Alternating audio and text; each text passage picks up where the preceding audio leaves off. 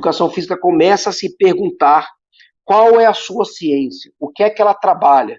E aí, quando todos nós estamos em crise, o que é que nós fazemos? Tentamos sair da crise. É quando surgem as abordagens. Algumas um pouco antes disso que nós estávamos falando, mas a maioria surge aí entre os anos 80, né, 1980, de 80 e pouco, 85 em diante. E nós consideramos como abordagem, isso está lá no nosso livro também, é uma aproximação com um determinado objeto de conhecimento. E aí a educação física começa a apresentar abordagens conscientes, ou seja, com ciência. Cada um trazendo um pouquinho do seu pensamento, né? Professores aí que já tinham um grande nome nas universidades, grupos de pesquisa, professores já renomados e que com muitas produções vão fazer nesse período mestrado, doutorado e acabam sistematizando a educação física, e isso não por ele, muitos não assumem o nome abordagem, mas na verdade pelo fato dos seus alunos, os seus seguidores começarem a disseminar, e aquilo acabou virando um método de ensino da educação física, no caso, uma abordagem. Como eu falei no começo da minha fala, e aqui eu começo já a encerrar os 5 minutos finais, eu não vou me deter aqui a falar agora de abordagem por abordagem, até porque vocês vão ter nas palestras aí para frente professores que vão falar especificamente dessas abordagens. E aí é legal, é bacana o livro para que vocês possam acompanhar cada palestra. A professora Soraya Darido, como eu já falei, estudou, se debruçou muito sobre esse estudo, então ela comenta muito as abordagens da educação física escolar. Leiam, tem muito artigo dela disponível na internet, fora os livros que tem, mas esse é um que comenta bem as abordagens. Uma das primeiras foi a psicomotricidade, né? Eu também sou psicomotricista, aliás, especialista em psicomotricidade, e acredito muito. A psicomotricidade na educação física ela já existe desde a década de 70, então foi um pouco antes da tendência popular. Mas até hoje ela está aí, né? Hoje em dia a psicomotricidade já é uma profissão regulamentada, então precisamos ter muito cuidado ao dizer que trabalhamos com psicomotricidade na educação física. Na verdade, trabalhamos com uma abordagem psicomotora, uma abordagem da psicomotricidade, e não com psicomotricidade.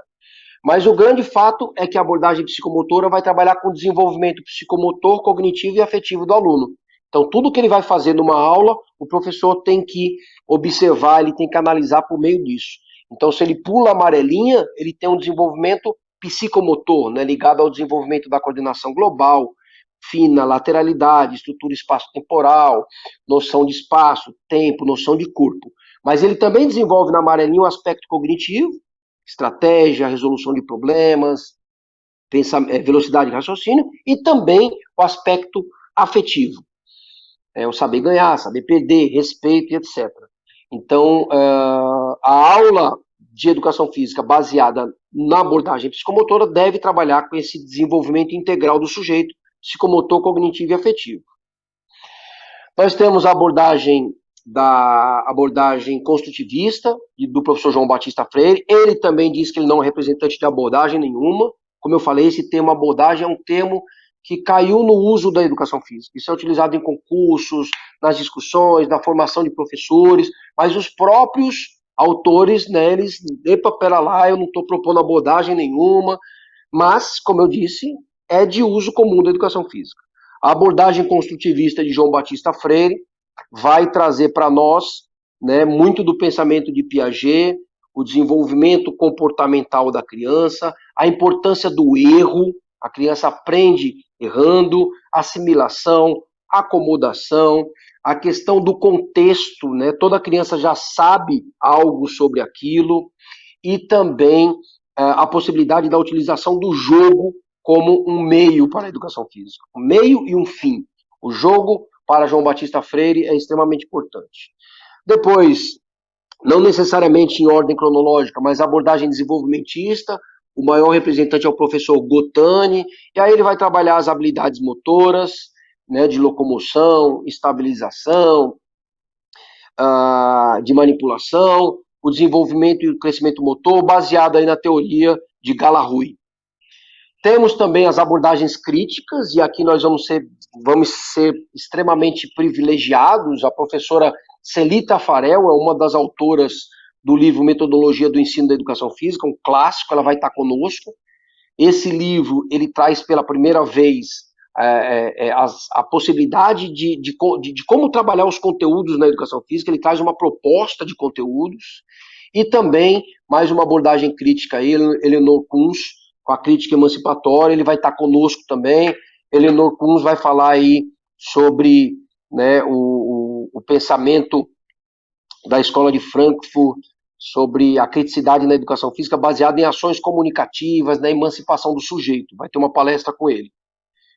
Temos outras tantas abordagens, mas destaco aqui do professor D'Artagnan Pinto Guedes, a saúde renovada. Esse nome já é para não ser confundido com a saúde tratada lá no higienismo. Agora, um pensamento em que a educação física é da área da saúde, a educação física tem que se importar com a saúde. Então, chega de tanta ênfase em esporte e vamos trabalhar a saúde, os conceitos de saúde. O aluno precisa entender, ele precisa ser um aluno ativo, ele precisa terminar a educação básica pensando assim, puxa, eu tive um professor que me ensinou sobre saúde, eu conheci isso com meu professor.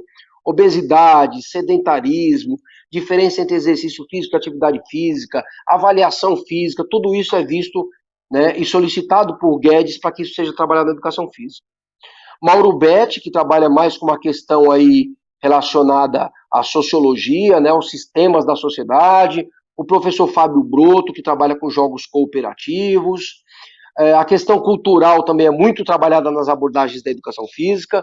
Josimar também não assume o termo abordagem cultural, assim como Marcos Neira vai dizer que o dele também não é o tema especificamente abordagem, né? Ele vai trabalhar com a questão do currículo cultural, a cultura corporal da comunidade, uma justiça curricular. Esse currículo tem que ter algo ligado à cultura corporal daquela comunidade.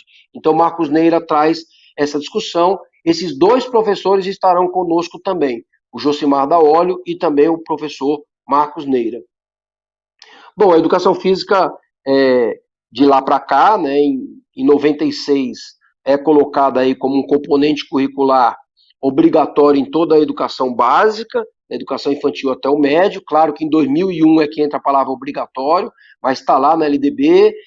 Isso em 96. Em 97 surgem os parâmetros, que a professora Soraya ajudou a construir. Os parâmetros é um documento importantíssimo para todos nós, foi e não vai deixar de ser cobrado em concursos, apesar da base agora, mas os parâmetros, ele também traz muita coisa bacana, o bloco de conteúdos, né?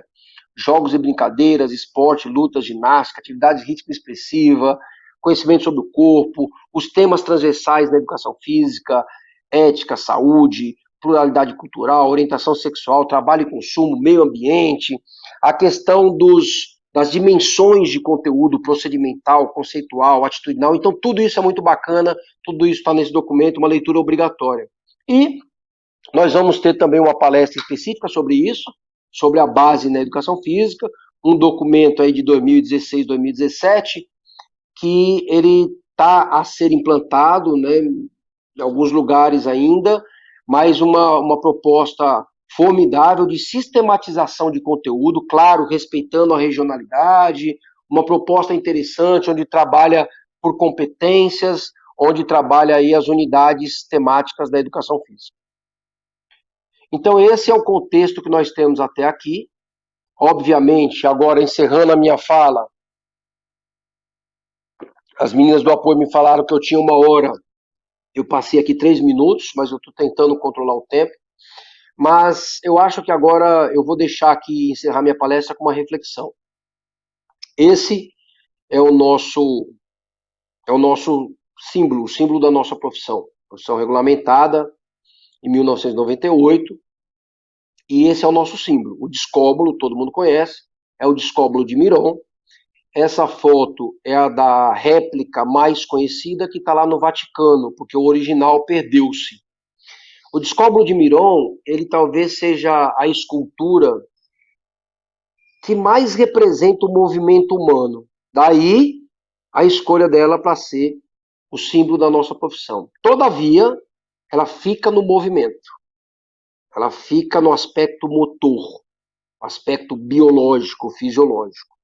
Eu acho que agora o nosso momento está mais para esta escultura. A escultura de Auguste Rodin fica no jardim do Museu Rodin, que é a casa dele em Paris.